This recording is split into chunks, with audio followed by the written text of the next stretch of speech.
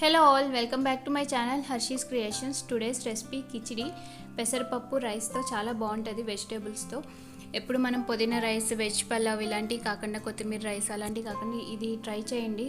చాలా క్విక్గా అయిపోయింది. నైట్ డిన్నర్ టైంలో కానీ టిఫిన్కి కానీ చాలా బాగుంటుంది. ఒకసారి ట్రై చేయండి, తప్పకుండా నచ్చిద్ది మీకు కూడా. దానికి ఫస్ట్ మనం 1 గ్లాస్ రైస్ తీసేసుకుని ఒక హాఫ్ గ్లాస్ పెసరపప్పు తీసుకోండి. పెసరపప్పు ఒకవేళ మీకు తక్కువ క్వాంటిటీ కావాలనుకుంటే ఇంకొంచెం తగ్గించైనా తీసుకోవచ్చు. దీని ప్లేస్లో మనం కందిపప్పు కూడా తీసుకోవచ్చు, పెసరపప్పే కాకుండా. కానీ పెసరపప్పు అయితే కొంచెం లైట్గా ఉంటుంది. సో అది రెండు తీసేసుకుని ఒక హాఫ్ అన్ అవర్ నానబెట్టుకోవాలి. Next carrot, capsicum, beans, potato, onion, green chilli, 3 tomato ఇవన్నీ ఇలా క్యూబ్స్ లాగా కట్ చేసుకుని పెట్టుకోండి. మరీ చిన్నవి కాకుండా కొంచెం మీడియం సైజ్గా కట్ చేసుకుని రెడీగా పెట్టుకోండి. నెక్స్ట్ బాండ్లీ తీసేసుకుని 3 టేబుల్ స్పూన్ ఆయిల్ వేసుకోండి. ఆయిల్ ప్లేస్లో మనం నెయ్యి కూడా తీసుకోవచ్చు, సగం క్వాంటిటీ అయినా తీసుకోవచ్చు ఆయిల్, గీ.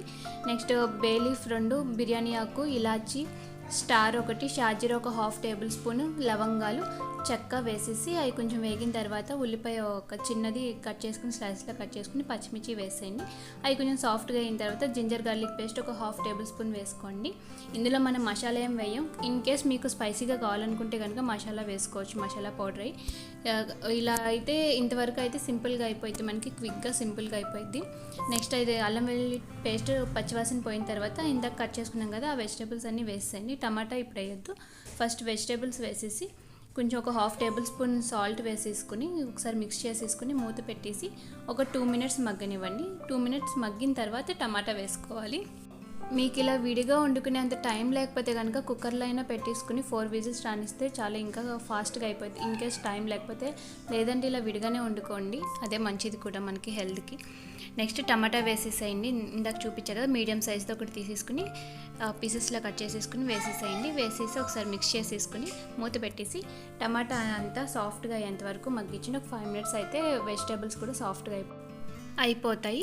ఈ స్టేజ్లో మనం కావాలంటే కొత్తిమీర, పుదీనా కూడా గుప్పుడు వేసుకోవచ్చు, లేకపోతే కనుక వదిలేసేయచ్చు, ఏం కాదు. నెక్స్ట్ పన్నీర్ వేస్తున్నా. ఇదైతే పూర్తిగా ఆప్షనల్ అండి, నేను ఇంట్లో ఉంది అండ్ మా హస్బెండ్ వేయమన్నారు పన్నీర్, సో అందుకని వేసాను నేను.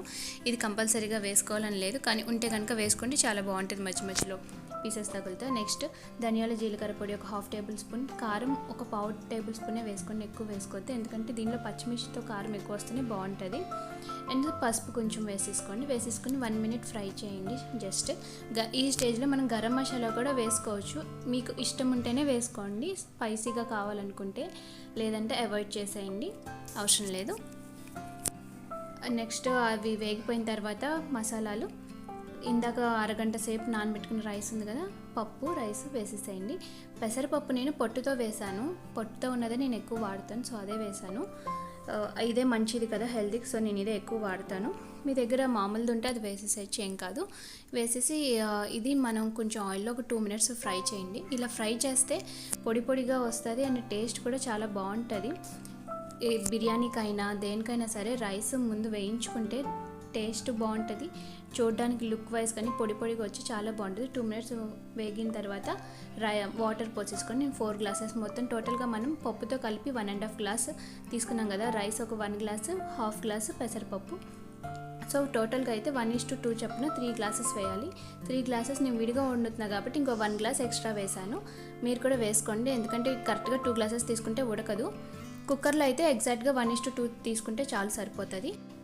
సరిపడా సాల్ట్ వేసేసుకుని హై ఫ్లేమ్లో పెట్టుకుని బాగా ఒకసారి మిక్స్ చేసేసుకుని ఒక బాయిల్ వచ్చేంత వరకు ఉండనియండి, మూత పెట్టకుండా. ఇప్పుడు బాయిల్ వస్తుంది కదా, ఇలా మరుగుతున్నప్పుడు సిమ్లో పెట్టేసుకుని ఒకసారి సాల్ట్ సరిపోయిందో లేదో చూసుకుని చెక్ చేసుకుని, సరిపోతే కనుక ఈ స్టేజ్లోనే వేసేసుకుని ఒకసారి బాగా మిక్స్ చేసేసుకుని మూత పెట్టేసి సిమ్లో పెట్టేసుకుని 15 to 20 మినిట్స్ వదిలేసారంటే మూత తీయకుండా పర్ఫెక్ట్గా ఉడికిపోయింది, మనకి డౌటే లేదు అందులో. కుక్కర్లో అయితే 4 విజిల్స్ రానియండి, ఎగ్జాక్ట్గా సరిపోతుంది.